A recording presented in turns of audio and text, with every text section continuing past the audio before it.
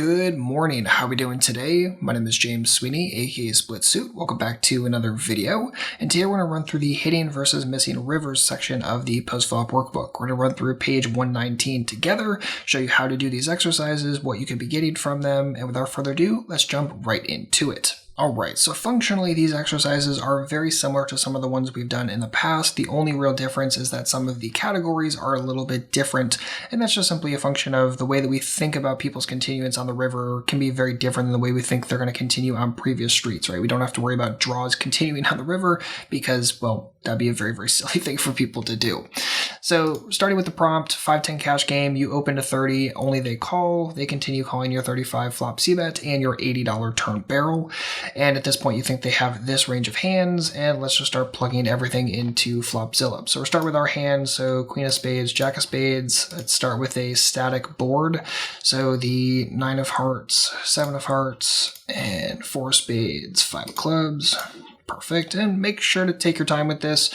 I've heard from a couple different people already that they've input the board like slightly wrong, and all of a sudden their data is just like completely different than the answer key. So take your time with this. Make sure you input everything correctly, just like you would if you were setting up your own problem in Flopzilla, right? If you change something, then obviously the output's going to also change, and sometimes quite dramatically. So the way we're doing this one is a static flop and turn with a dynamic river. So we're going to run this exact 9-7-4-5 board with a ace on the river and then also with a 4 on the river. So let's start by plugging in our opponent's range. Grab that right out of the answer key, page 119. Just copy that and paste it in. Excellent. And like we've talked about before, you can do a multicolor, you can do a single color, whatever you want to do. I'm just going to do a single color on an Ace of Hearts river because that's the first one we're dealing with. And on this river card, their range contains what? So we're looking at 2 pair plus, over pair plus, top pair plus, middle pair plus, any pair plus. Okay, so let's start with the 2 pair or better. And right down here we see 24.1, so 24. Overpair plus, well, there are no overpairs when it's an ace, so we don't have to worry about that. So it's going to be the exact same 24. Top pair plus, factor that in. All of a sudden, we're up to 28. Okay, middle pair plus. That's also going to include pocket pairs below top card, but in this case, there are none. So middle pair plus gets us up to 65. And any pair or better, include all of those. And all of a sudden, we're up to 89. Perfect. Check the answer key real quick, make sure we're doing everything right. So 24, 24, 28, 65, 89. Perfect.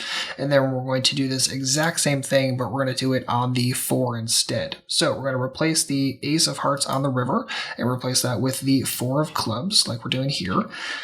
And we're going to do this exact same thing. So 2 pair or better. What do we have? Good 2 pair. Interesting. All right, so in this situation, that's going to be 6. And over pair or better, we don't have any of those, so we're still at 6. Top pair plus, we're up to 48. With middle pair or better, we're up to 69, round that to 70. And any pair plus, factor that in, and we're up to 79. All right, let's check the answer key real quick. Again, 6, 6, 48, 70, 79. Perfect. So we're doing everything correct in this situation, and this is how we get all of the answers for these kinds of exercises. So when it comes to the takeaways from this section, just take a moment and compare the cards. See how your opponent is continuing differently. Now, obviously, this takes a couple different kind of continuance ideas into account, right? This is assuming someone's going to continue like very, very tight, just with like over pairs or better, or maybe they're going to continue more with like any middle pair or better, or maybe they're going to continue very inelastically with like any single pair, right? Maybe someone who's a little bit more fishy or someone who's a little bit more sticky in a given situation might be more in the any pair plus spectrum, whereas people that are on the tighter side of the spectrum, especially on scarier river cards, might only be continuing with maybe 2 pair plus. And obviously when you find someone who's only continuing very, very tightly, then we want to be much more aggressive because they're folding a ton of the time. If they're continuing with like any single possible pair and that number is very high, then makes bluffing a little bit more difficult, but it could allow us to actually thin value bet top pair kicker or second pair even. So it kind of helps us start to generate like, okay, how often are these things happening on different kinds of river cards, and where can I find extra value? Where can I find extra bluffs? So hopefully that that kind of helps you go from like just the raw data into understanding what we're supposed to be doing with that data at the end of the day. And again, if you just, after doing any of these, just take 2 or 3 minutes and just look at the numbers, try to start figuring out like, okay, what are the patterns here? Because you're going to find lots of patterns. That's part of what we're doing with these kinds of exercises, is when you do them enough, you start to identify the patterns of like, oh, okay, this is kind of a common number. Okay, this is commonly where people are going to be at like top pair plus, or oh, on really, really bad cards, people tend to, get reduction like this.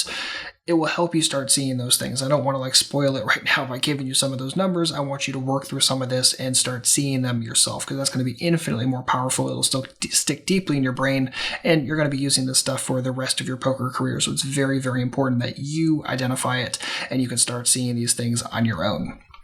So hopefully that helps. If you have any comments or questions, please don't hesitate to let me know. Otherwise, as always, good luck out there and happy grinding.